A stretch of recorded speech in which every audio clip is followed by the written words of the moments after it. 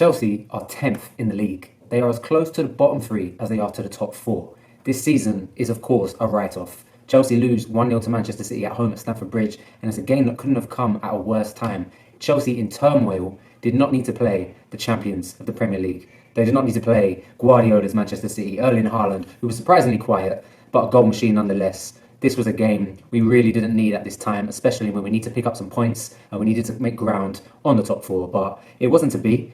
I don't think any Chelsea fan went into this game expecting a win. Did we expect to see a performance? Yes. Did we see a performance? Potentially. We did see some impressive performances from some of the younger players. We did see some effort. We played Manchester City, who were, by their standards, below par. They were not on top form in that first half especially. They picked it up in the second half. They knew that we were there for the kill. We were there to be taken. And they did that. Perhaps just losing 1-0 is potentially flattering. We did create a few opportunities, but overall, we looked toothless. We didn't look like we were going to, take any of our chances. We were very unfortunate to lose Pulisic and Raheem Sterling so early on. But, the silver lining there was that we did see the introduction of some of these young players that came on and gave a spirited performance, got the crowd behind them. Chukwuemeka came on at the 20th minute mark for Pulisic. Lewis Hall came on. Amari Hutchinson came on, and they sort of gave us something to cheer about, something that we could at least take a bit of pride in. Conor Gallagher also came on and ran his socks off. He was putting in challenges left, right and centre, and that's what we've been missing. We've been missing some fight, and I've been calling for Chelsea, for Graham Potter, to play more youth players at this stage, considering the season is a write-off, considering we're playing seasoned players and we're getting nothing from them. Why not give the youth a go? Give us something to be excited about. We want to see some new faces. We want to see, some of these players rotated if they're not playing well. We need discipline. We need, some more structure coming from the top down.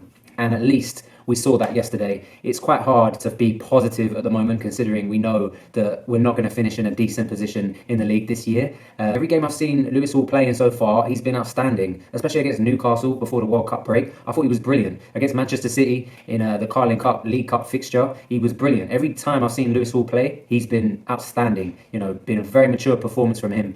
And given the fact that Cucurella is absolutely below par of a defender, perhaps one of the worst signings of the season across all the leagues, seeing the fact that Lewis Hall comes in and shows him how it's done is embarrassing for Marc Cucurella. He was absolutely outmaneuvered, in every department yesterday. And our fullbacks, of course, we've got Chilwell and we've got Reece James injured. Azpilicueta and Cucurella, the two Spaniards, had a torrid time yesterday, and they were sort of culpable for the Manchester City ruthlessness, and that's where Manchester City struck. And eventually where they scored their goal, a great ball from Jack Grealish, and Riyad Mahrez finished it off. But overall, if results keep not going our way, then it's hard to see how long Bowley and this new ownership will put up with taking losses and finishing well below par, well below the standard that Chelsea have set in the past 2 decades. This does remind me of that season before we won the league with Antonio Conte. I think it was with Jose Mourinho, where we finished like 8th, 9th or 10th, round about there, and that was a huge blip, but we rebuilt the next season. And it also reminds me of when we had our transfer ban and we needed to play our youth, and we did well. And I just think that it's probably the time to do that. It's not the time to splash money. It's not the time to spend 120 million euros on Enzo Fernandez. It is the time to play these young players and sort of steady the ship and build an ethos at the club that will stand the test of time, that will last longer than bringing in players to try and patch up the holes that are everywhere in our squad and at our club at the moment. So I do hope that is the approach. Manchester City on Sunday, that is a daunting fixture, but they come thick and fast.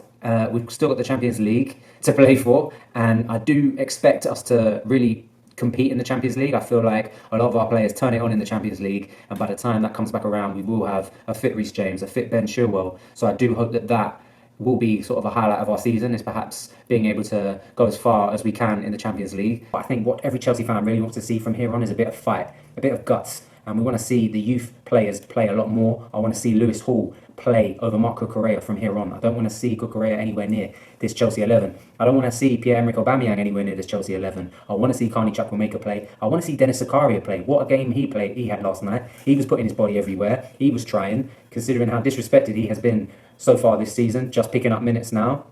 Dennis Zakaria needs to be playing. This is what Chelsea fans want to see. I'm pretty sure we want to see new, exciting players take the place of players who are clearly suffering mentally at the moment, that are not putting in good performances. And it's got to be the new standard will be set now. It's got to come from the top down. We've got to have a bit more of a ruthless streak. We've got to stop playing players that are underperforming. And just because we've brought them in and there's a hefty price tag that we've just paid for them doesn't mean that they deserve to play over young players that are playing far better. I think that's something that any team is paramount. You don't want to see any favoritism. You don't want to see players playing above anyone other than over because of merit, because they're playing better and they deserve their place. And there are a lot of players that keep being afforded starting places in our 11 that don't deserve it. Do we think we can beat Manchester City? Do you think we can progress to the next round of the FA Cup? I want to know if you think that is an achievable feat. Do you think Potter should still be given the time? I know that there are some Chelsea fans out there that are hastily calling for him to be sacked, that are very impatient, and I don't think that there's anything too wrong with making those accusations either, because at the end of the day, this is the football business. Like, it's a results-based business, and you're not afforded that time, and that's just the way the league is now. I personally wouldn't want to see Potter sacked, because I don't think that Chelsea can continue to keep a revolving door of managers, and we do need to give a manager with pedigree some time. I'm sad that Thomas Tuchel got sacked. And I think all you can take from that sacking is that we don't want to see that happen again. But who knows? Who knows what's going to happen? Guys, like the video if you did. Leave a comment in the comment box, and I'll see you in the next one in a bit.